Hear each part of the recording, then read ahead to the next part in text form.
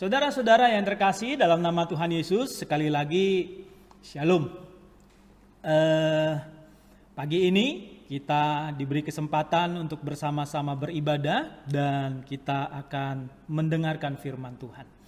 Nah, saudara-saudara yang terkasih, mari bersama-sama dengan saya mengajak kita untuk membuka Alkitab kita dari Injil Lukas pasal 10. Injil Lukas pasalnya yang ke-10 ayat 25 sampai ayatnya yang ke-37. Nah, Injil Lukas pasal 10 ayat 25 sampai 37 ini satu perikop ya saudara-saudara. Saya ajak kita untuk membaca firman Tuhan ini secara bersama-sama ya. Jadi dari ayat 25 sampai 37 saya berharap kesediaan kita, sekalipun kita di rumah masing-masing, kita baca sama-sama mulai dari ayat 25 sampai ayat 37 tersebut. Judulnya Orang Samaria yang Murah Hati. Kita baca sama-sama ya. 1, 2, 3.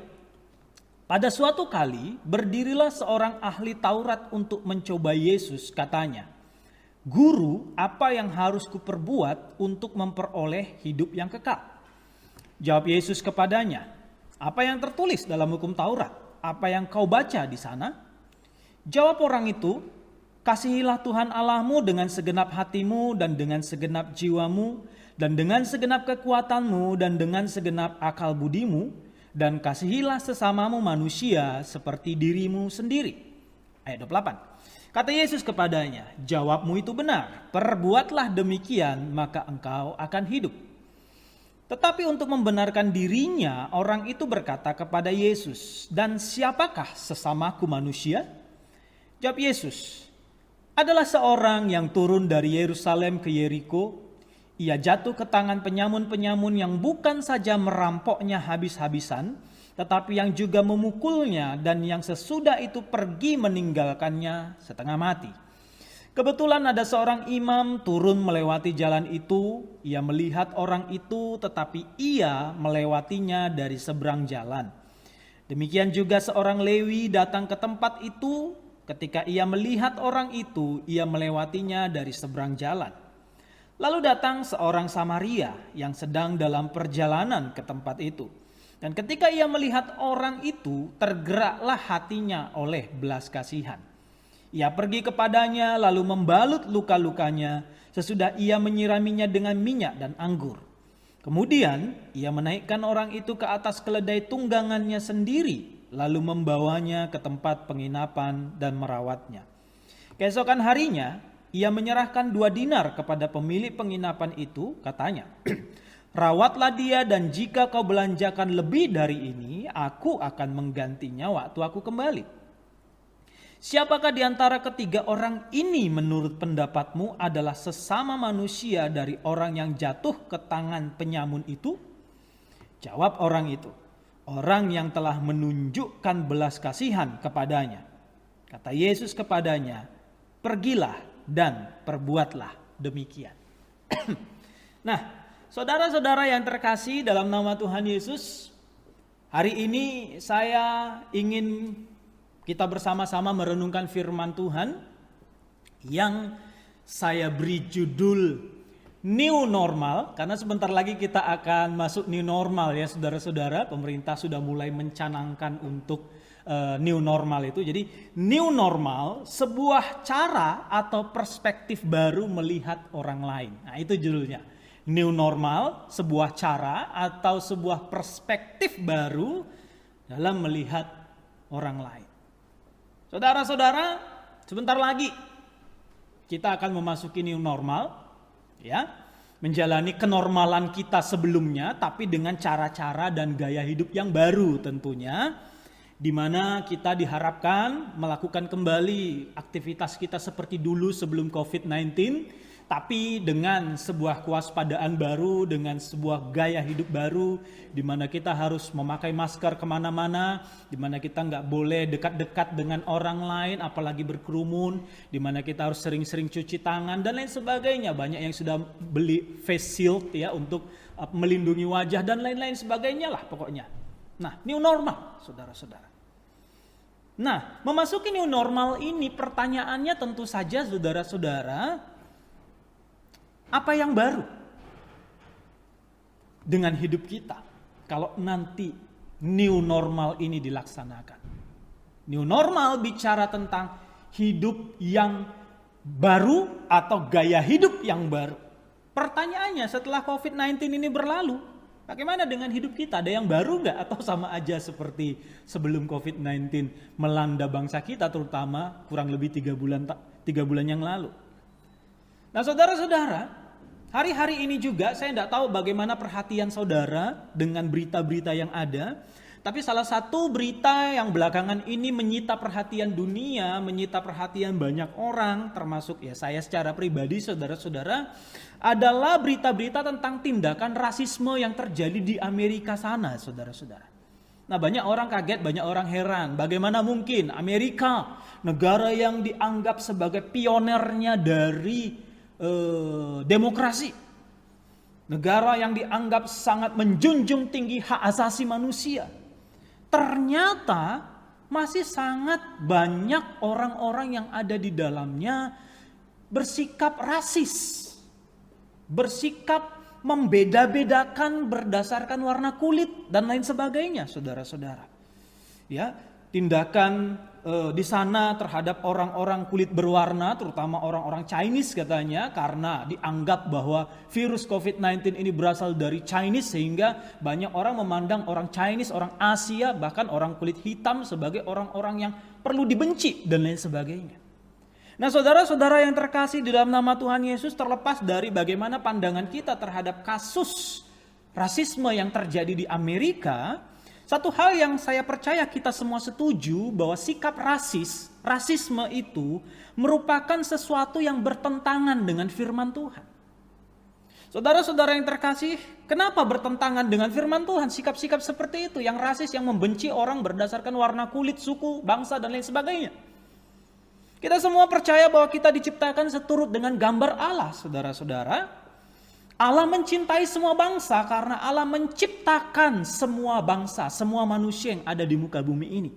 Dia menciptakan manusia, dia mencintai kita. Dialah yang menciptakan semua ras, semua suku, semua bangsa, semua bahasa. Tidak ada favoritisme dalam diri Allah.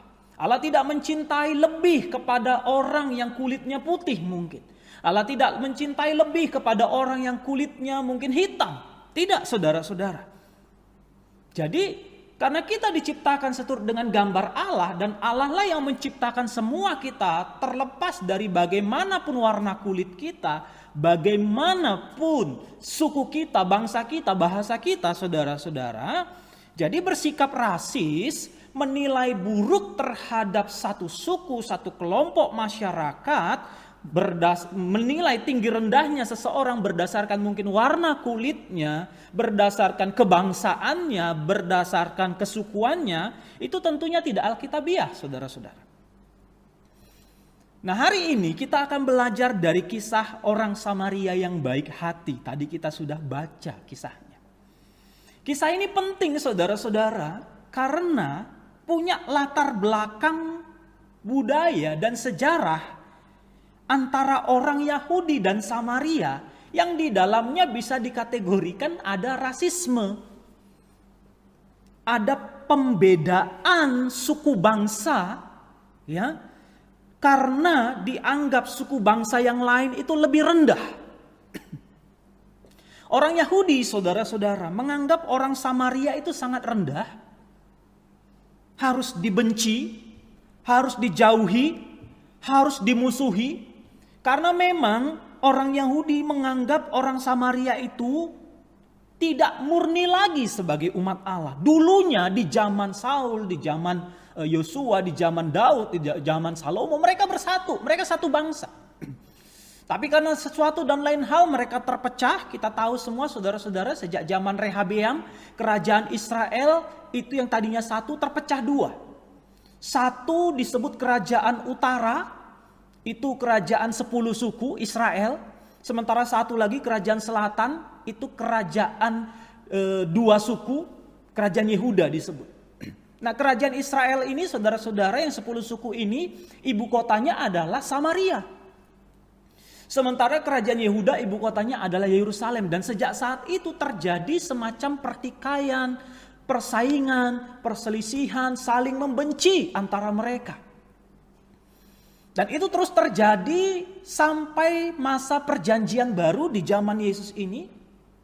Orang-orang Samaria dianggap adalah sebagai orang-orang yang sudah kawin campur, yang sudah tidak murni lagi. Mereka sudah mengalami sinkritisme atau percampuran agama, sehingga mereka tidak lagi murni menyembah kepada Allah yang disembah di perjanjian lama.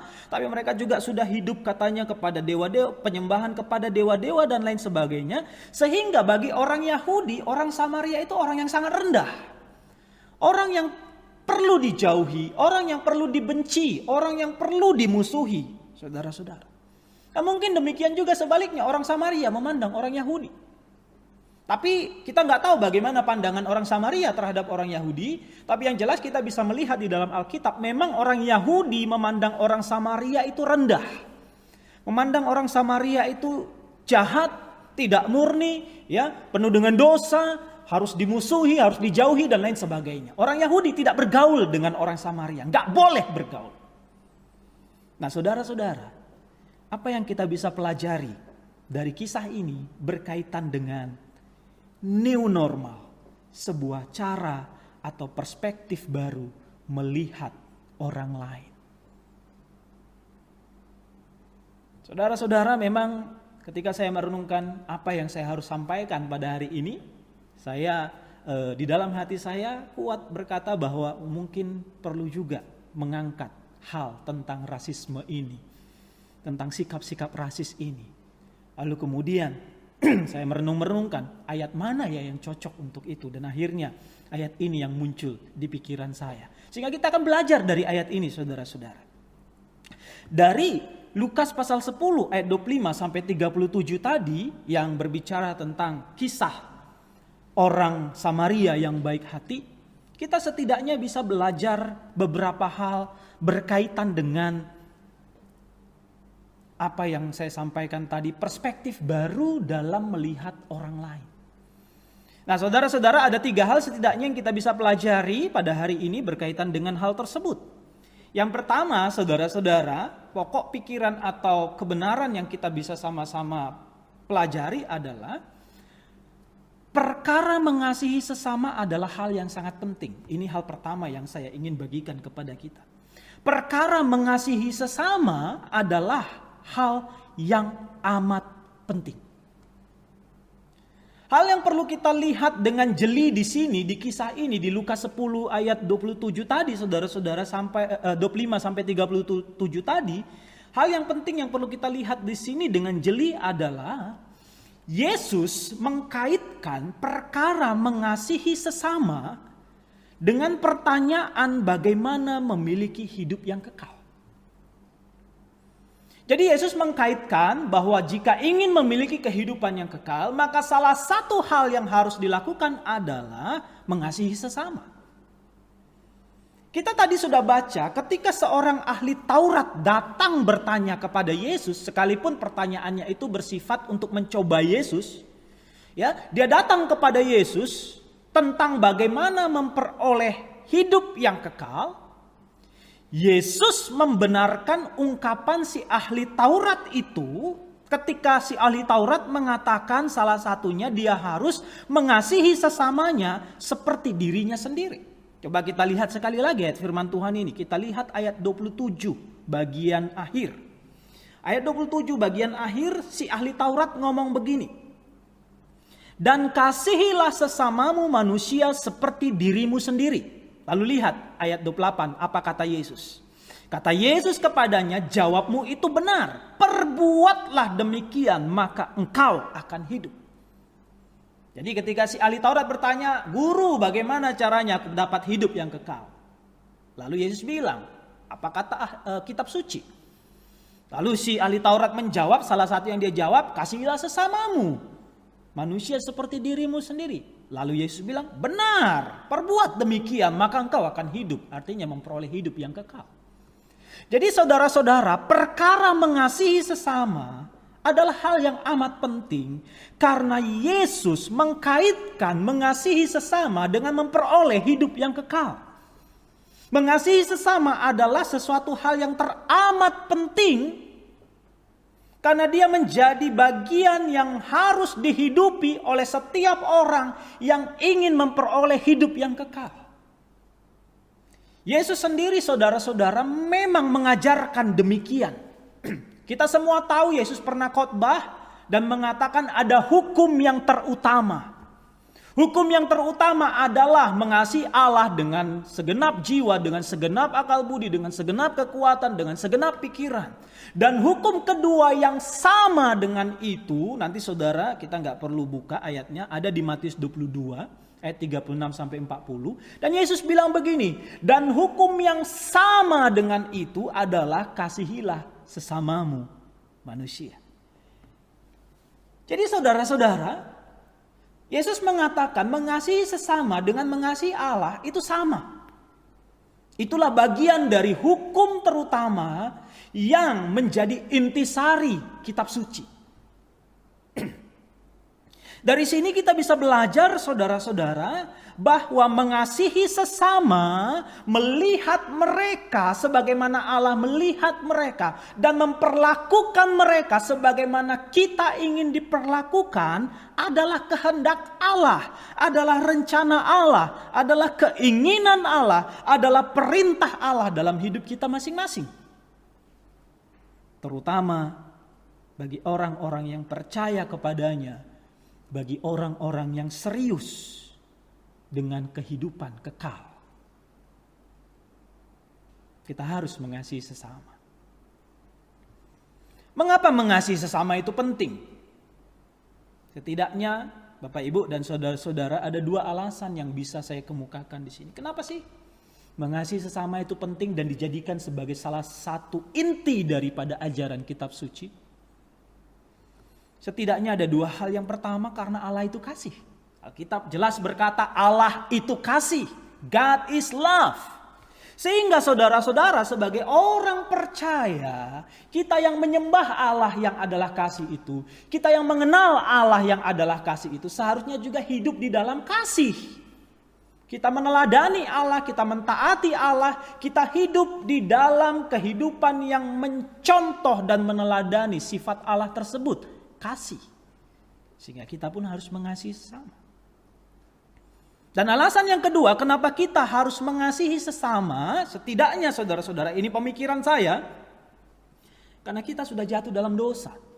Manusia sudah jatuh dalam dosa dan kecenderungan orang berdosa adalah egois.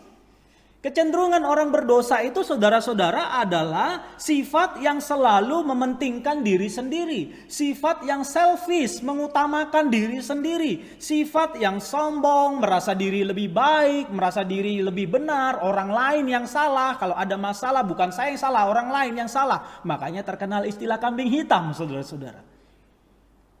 Kita sudah jatuh ke dalam dosa. Di dalam sifat keberdosaan kita, kita selalu menilai orang lain yang salah. Ini bisa kelihatan dalam kisah kejatuhan manusia di dalam dosa, Adam dan Hawa, yang tadinya begitu harmonis sebelum jatuh dalam dosa, yang tadinya begitu saling mengasihi, tiba ketika jatuh dalam dosa, saling menyalahkan. Adam bilang, perempuan yang kau tempatkan, itu yang kasih makan buah itu sama aku. Hawa bilang, ular itu yang perdayai aku. Ular kalau bisa ngomong mungkin ular salahin juga yang lain. Saling menyalahkan. Tidak pernah menilai dirinya yang salah, tapi selalu menilai orang lain rendah, selalu menilai orang lain salah, selalu menilai orang lain jahat. Saya yang benar, saya yang baik. Itu sifat orang berdosa. Sehingga saudara-saudara, kita diajar untuk mengasihi sesama. Supaya kita sedikit demi sedikit mengikis sifat keberdosaan itu. Kita selalu melihat kitalah yang baik. Kitalah yang benar. Dan orang lain sebagai yang jahat, yang buruk, dan yang salah. Itu memang adalah akibat dosa, saudara-saudara. Maka muncullah di mana-mana ungkapan, kecap saya nomor satu. Nggak pernah kecap orang lain nomor satu. Selalu kecap saya yang nomor satu. Kalau mau kecap, coba kecap saya nomor satu. Nggak ada yang jualan, bikin marketing bilang kecap kami memang nomor 2. Nggak ada, saudara-saudara. Selalu mengaku kecapnya yang nomor satu. Saudara, kenapa Indonesia dijajah 3,5 abad lamanya? Lama sekali.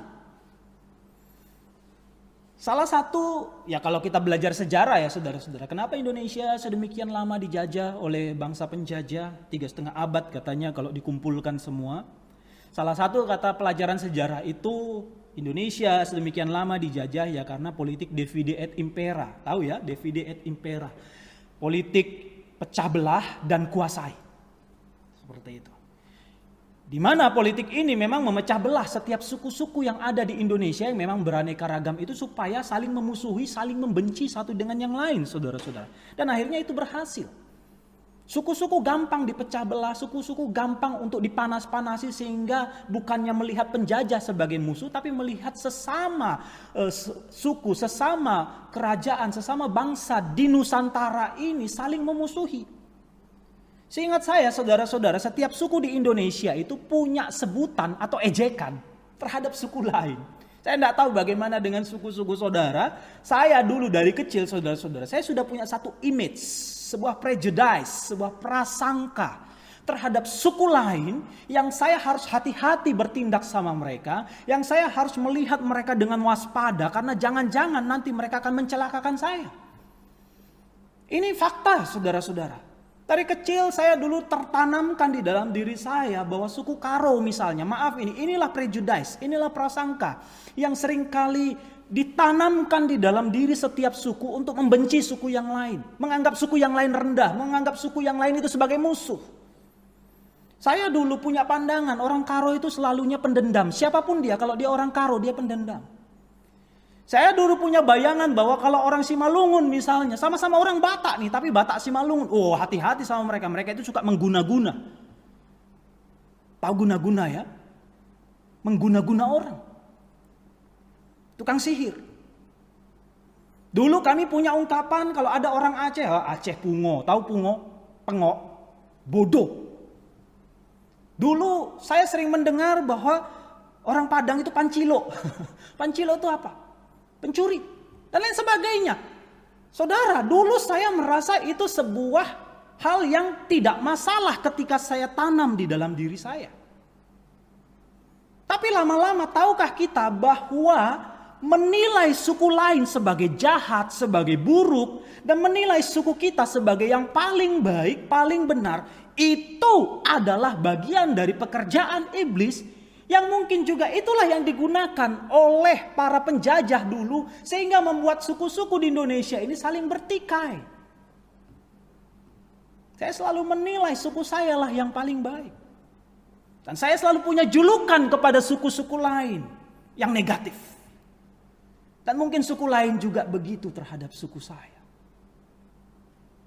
Tidak sadarkah kita itulah benih-benih yang ditanamkan oleh para penjajah yang sampai sekarang masih kita pegang. Tidak sedikit orang yang masih pikirannya seperti itu. Melihat orang lain, melihat suku lain, melihat bangsa lain, melihat orang yang berwarna kulit lain, melihat orang yang berbahasa lain. Sebagai orang-orang yang harus dihindari, harus dijauhi, harus dimusuhi. Saudara, mengasihi sesama itu penting. Mengasihi sesama itu penting. Itu ciri orang yang sudah dibaharui oleh darah Kristus. Orang itu tidak lagi memandang orang lain yang berbeda dengan dia sebagaimana yang diajarkan secara salah selama ini. Mungkin oleh orang tuanya, mungkin oleh orang sesukunya, mungkin oleh para pendahulunya.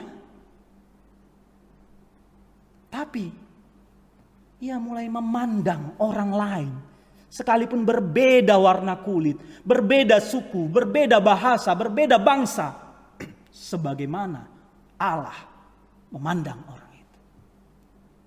Ia mulai memandang orang lain sebagaimana Alkitab mengajarkan nilai-nilai tentang memperlakukan sesama manusia. Bahwa semua orang berasal dari Allah, diciptakan oleh Allah, Allah mengasihi semua bangsa. Allah tidak membeda-bedakan orang berdasarkan warna kulitnya, sukunya, dan lain sebagainya. Maka ada sebuah lagu sekolah minggu, saudara-saudara. Tuhan cinta semua bangsa di dunia. Tuhan mencintai semua bangsa. Jadi saudara-saudara, menjadi Kristen tapi rasis, menjadi Kristen tapi membeda-bedakan orang berdasarkan warna kulit, membeda-bedakan orang berdasarkan sukunya, menilai orang, berprasangka terhadap seseorang karena bahasanya mungkin yang berbeda dengan kita, bangsanya mungkin yang berbeda dengan kita, adalah sesuatu hal yang tidak sesuai dengan hakikat kita sebagai orang percaya yang diciptakan oleh Allah, yang sudah mengenal kebenaran. Orang yang sudah dibaharui dalam Kristus, orang yang sudah mengetahui kebenaran di dalam Kristus, tidak akan lagi membeda-bedakan orang berdasarkan warna kulit, suku, agama, dan lain sebagainya tadi. Jadi, kalau selama ini kita masih punya prasangka buruk kepada orang yang berbeda dengan kita, kalau kita masih punya prejudice, punya prasangka, punya image negatif terhadap suku tertentu, orang dengan warna kulit tertentu, orang dengan bahasa tertentu, kita harus bertobat dan berubah, saudara-saudara. Karena ini masalah serius. Yesus mengkaitkan mengasihi sesama dengan kehidupan kekal. Ini perkara penting dalam iman dan kerohanian kita. Itu yang pertama. Perkara mengasihi sesama adalah hal yang amat penting. Dia menjadi inti daripada ajaran Kristen itu sendiri. Jadi kita nggak boleh main-main dengan sikap membenci atau rasis seperti yang kita lihat belakangan ini, terutama terjadi di negara Amerika sana. Tapi sekalipun tidak terjadi di Indonesia, bukan berarti di Indonesia tidak ada, saudara-saudara. Jadi mari kita lihat bahwa mengasihi sesama itu perkara yang amat penting dalam iman dan kehidupan rohani orang percaya. Itu yang pertama. Lalu yang kedua, saudara-saudara, yang saya bisa simpulkan dari kisah orang Samaria yang baik hati ini adalah, yang kedua, beragama tidak menghindarkan kita dari sikap rasis. Nah loh, beragama tidak menghindarkan kita dari sikap rasis. Hal yang menarik, saudara-saudara, saya tidak tahu entah apa maksud Yesus menceritakan kisah orang Samaria yang baik hati ini kepada si ahli Taurat yang bertanya untuk memperoleh hidup yang kekal. Yesus memilih untuk menjawab pertanyaan si ahli Taurat yang sombong ini, yang mau mencoba Yesus ini, dengan memilih tokohnya itu justru orang Samaria.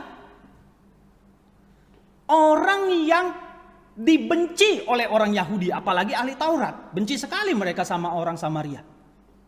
Justru waktu Yesus ditanyai oleh si ahli Taurat bagaimana memperoleh hidup yang kekal dan siapa sesamanya manusia itu, Yesus justru pilih orang Samaria.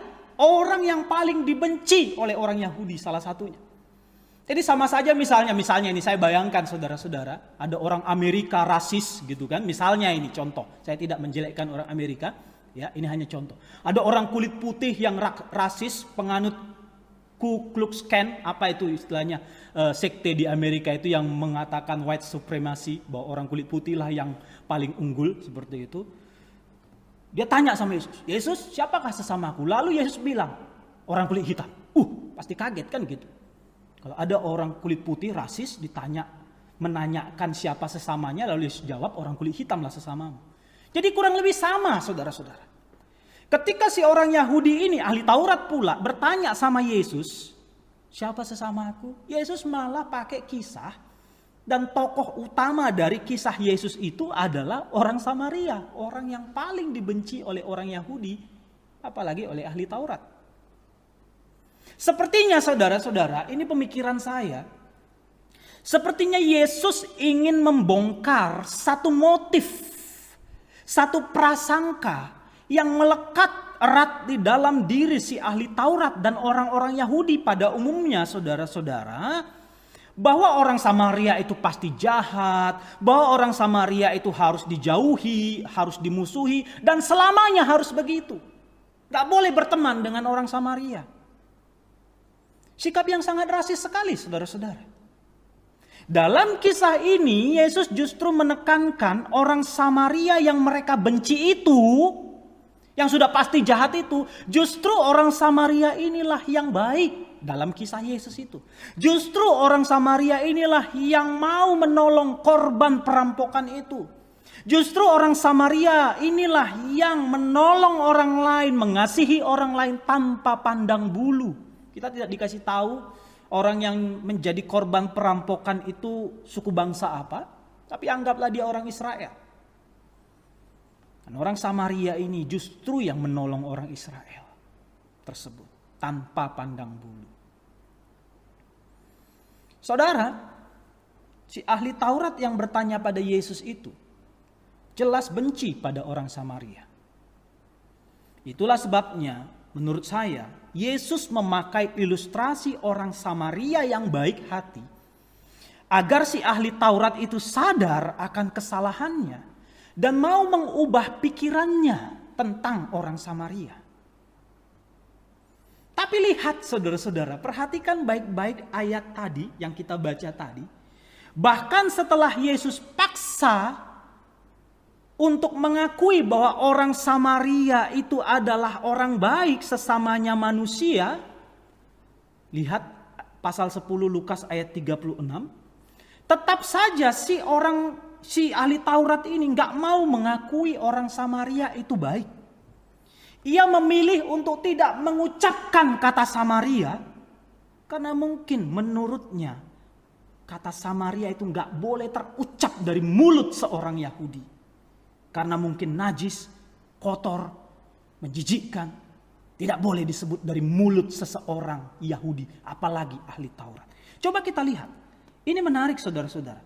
Pasal 10 ayat 36 dan 37. Yesus sudah selesai cerita ini. Yesus sudah selesai cerita. Ada seorang yang bepergian lalu dirampok setengah mati. Ditinggalkan di jalan. Lewatlah imam. Dilewati. Lewatlah orang Lewi, dilihat, dilewati. Lalu lewatlah orang Samaria. Ditolong, dirawat, dibawa ke penginapan, dikasih uang untuk merawat dia. Lalu Yesus tanya. Ayat 36. Siapakah di antara ketiga orang ini? Jelas saudara-saudara, ada 3 orang saja. Imam, orang Lewi, orang Samaria. Siapakah di antara ketiga orang ini menurut pendapatmu adalah sesama manusia dari orang yang jatuh ke tangan penyamun itu? Lihat, seharusnya orang Yahudi ini tinggal jawab orang Samaria. Karena pilihannya cuma 3. Imam, Lewi, Samaria. Tapi lihat orang Yahudi ini, ayat 37. Dia nggak mau sebut nama Samaria. Mungkin karena memang sudah mengakar kebencian itu di dalam dirinya. Sehingga sekalipun sudah dikunci oleh Yesus, hanya ada 3 orang. Sebut siapa yang sesama manusia di situ. Lihat ayat 37. Dia nggak mau sebut nama Samaria. Dia bilang, orang yang telah menunjukkan belas kasihan kepadanya. Capek dia ngomong panjang demi menghindari Samaria. Karena mungkin menurutnya terlalu najis nama Samaria untuk diucapkan oleh bibirnya yang kudus itu. Dia tidak mau sebut nama Samaria. Saudara, mengerikan sekali. Seorang yang mengaku sebagai orang beragama. Seseorang yang mengaku sebagai seseorang yang mengenal Allah. Seseorang yang bahkan dikatakan bahwa predikatnya adalah ahli Taurat. Heran sekali. Sepertinya begitu mengakar di dalam dirinya kebencian terhadap orang Samaria. Memang harus diakui itu mungkin bukan 100% kesalahannya. Karena mungkin dari kecil dia sudah ditanamkan hal itu oleh mungkin orang tuanya, mungkin oleh lingkungannya, Mungkin oleh pendidikan yang dia dapatkan dari bangsanya. Sehingga dia tidak bisa melihat orang Samaria sebagaimana Allah melihat. Padahal dia ahli agama. Padahal dia orang beragama. Padahal dia ahli Taurat.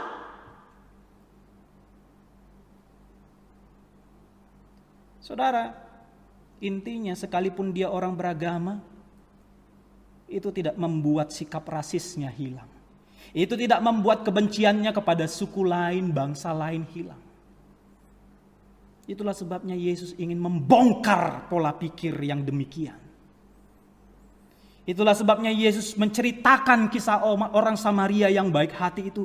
Supaya orang ini yang sudah mengurat mengakar permusuhannya, kebenciannya kepada orang Samaria, yang sok-sok ingin memiliki hidup yang kekal, tapi tidak merasa ada yang salah dalam dirinya ketika dia membenci sesamanya.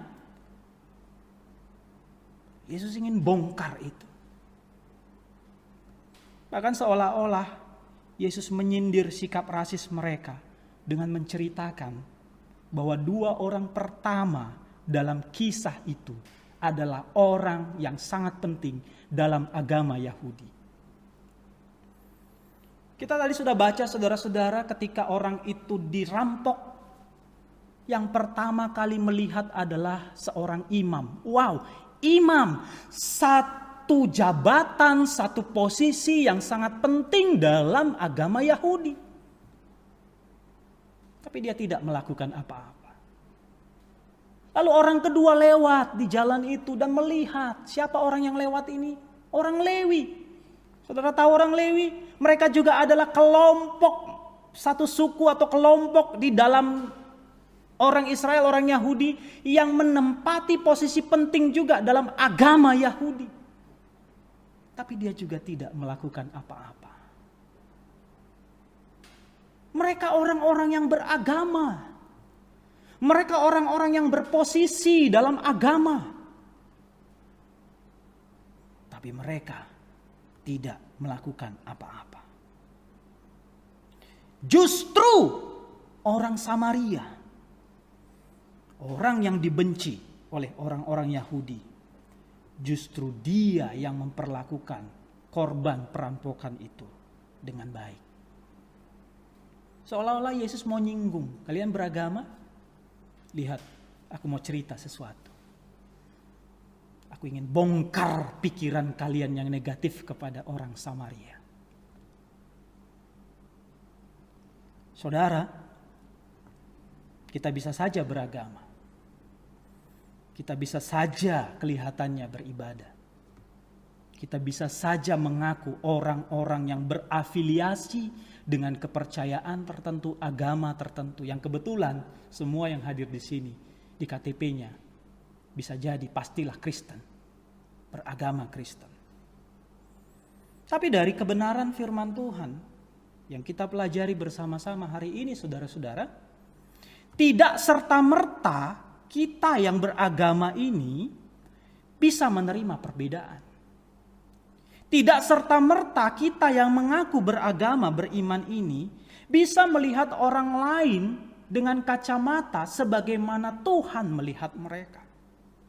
Tidak serta-merta saudara-saudara kita yang mengaku beragama ini, beriman ini bisa menerima orang yang berbeda dengan kita. Baik mungkin dalam warna kulit, baik mungkin dalam bahasa, baik mungkin dari sisi suku, ras, antar golongan dan lain sebagainya. Makanya di Indonesia ada yang disebut SARA. Bukan Ibu Kim. SARA, singkatan. Suku, agama, ras, dan antar golongan. Karena itulah yang seringkali merusak dalam hubungan bangsa ini. Karena saya memperlakukan orang dengan membeda-bedakan berdasarkan SARA, suku, agama, ras, dan antar golongannya. Saudara-saudara yang terkasih dalam nama Tuhan Yesus, sikap rasis, sikap membeda-bedakan adalah sesuatu yang melekat dalam diri kita sebagai bagian dari natur dosa kita. Benar. Ia tidak akan hilang begitu saja tanpa kita mau belajar kebenaran dan tanpa kita mau hidup di dalam kebenaran. Sikap rasis itu tidak akan terkikis dengan sendirinya kalau kita tidak berusaha untuk membuangnya, mengikisnya dari hati kita, dari pikiran kita. Image-image negatif, prejudice, prasangka-prasangka terhadap suku lain, terhadap bangsa lain, terhadap yang beda warna kulit dengan kita. Kalau kita nggak buang itu, dia akan selamanya ada di situ. Itulah sebabnya kita harus membuangnya. Kita harus membongkarnya. Kita harus mengalahkannya. Kebenaran tidak mengizinkan kita memelihara sikap yang demikian. Dan saya percaya saudara-saudara, orang Kristen sejati, tapi rasis, itu kontradiksi. Itu tidak sesuai. Tidak mungkin berdampingan kehidupan Kristen yang sejati dengan rasis. Kenapa? Karena tadi mengasihi sesama adalah ciri dari kehidupan orang yang sudah dibenarkan.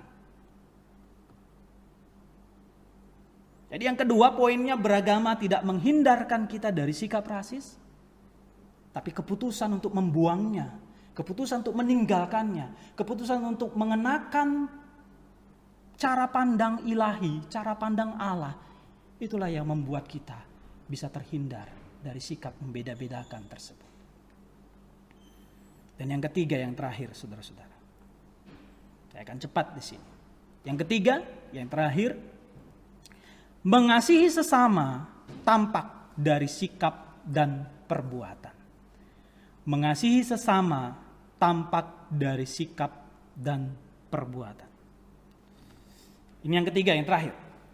Saudara-saudara, sikap mengasihi sesama, sikap tidak rasis dimulai dari pikiran. Prasangka dan penilaian negatif itu dimulai kan dari pikiran. Seperti itu. Begitu pula sikap mengasihi dan menerima orang lain. Semua bermula dari pikiran. Oleh karena itu, memang yang patut dibenahi pertama kali adalah pikiran kita. Bagaimana kita memandang orang lain yang berbeda dengan kita, berbeda warna kulit, berbeda suku dan lain sebagainya. Itu tentunya dimulai dalam pikiran. Itulah sebabnya belakangan ini saudara-saudara, kayaknya dari sejak kasus Ahok beberapa tahun yang lalu, banyak saudara-saudara muslim kita yang mulai yang tentunya toleran ya, orang-orang muslim yang baik seperti itu. Ketika ada orang-orang saudara muslim kita yang rasis sekali, Ahok Cina, Ahok itu kafir dan lain sebagainya, sehingga orang-orang muslim yang baik bilang adillah sejak dalam pikiran. Adil dulu dalam pikiran. Seperti itu. Nah, saudara-saudara yang terkasih dalam nama Tuhan Yesus, ini penting sekali untuk kita perhatikan. Tentu saja sesuatu yang ada di pikiran pasti akan tampil dalam perbuatan. Kita tidak boleh hanya berpikir. Kita juga harus bertindak. Karena kekristenan sendiri adalah agama yang bertindak. Coba perhatikan ayat 28 dan ayat 37. Di situ 2 kali Yesus mengulangi pernyataan yang sama. Ayat 28 bilang begini. Ada kata, perbuatlah demikian. Ayat 28. Kata Yesus kepadanya, jawabmu itu benar, perbuatlah demikian. Maka engkau akan hidup. Lalu ayat 37 sama juga saudara-saudara.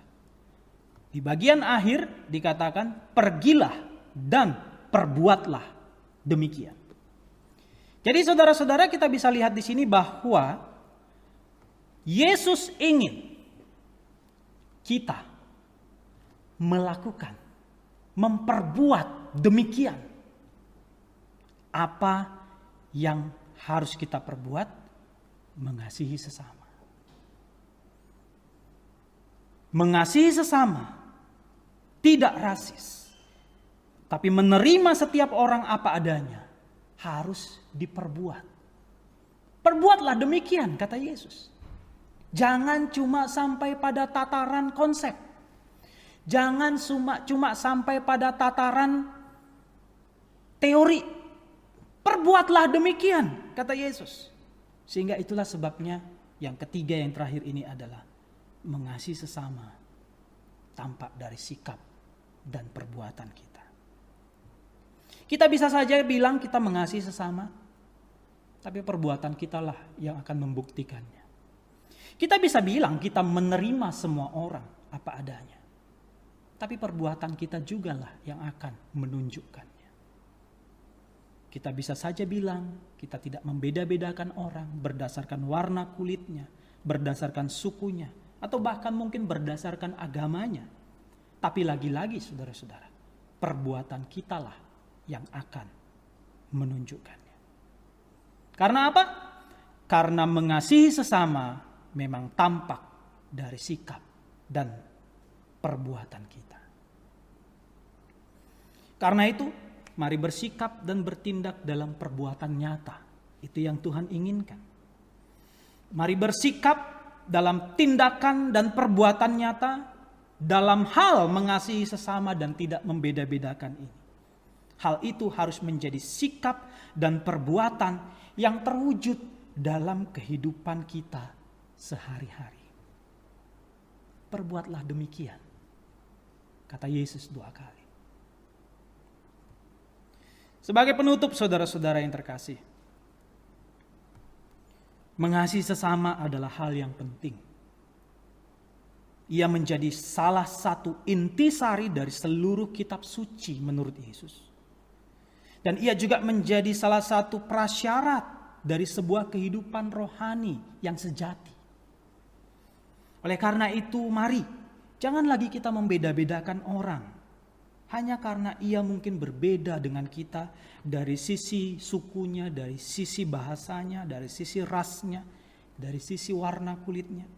Mari kita mulai dari diri kita sendiri, karena kitalah yang harus menjadi pelaku-pelaku kebenaran ini. Mari kita warnai lingkungan kita, masyarakat kita, keluarga kita, suku kita, untuk tidak lagi menilai rendah orang lain hanya karena mereka berbeda dengan kita dalam hal-hal yang tadi itu.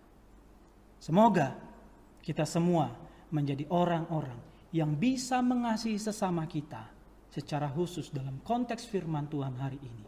Mengasihi mereka tanpa memandang negatif terhadap mereka yang berbeda dengan kita.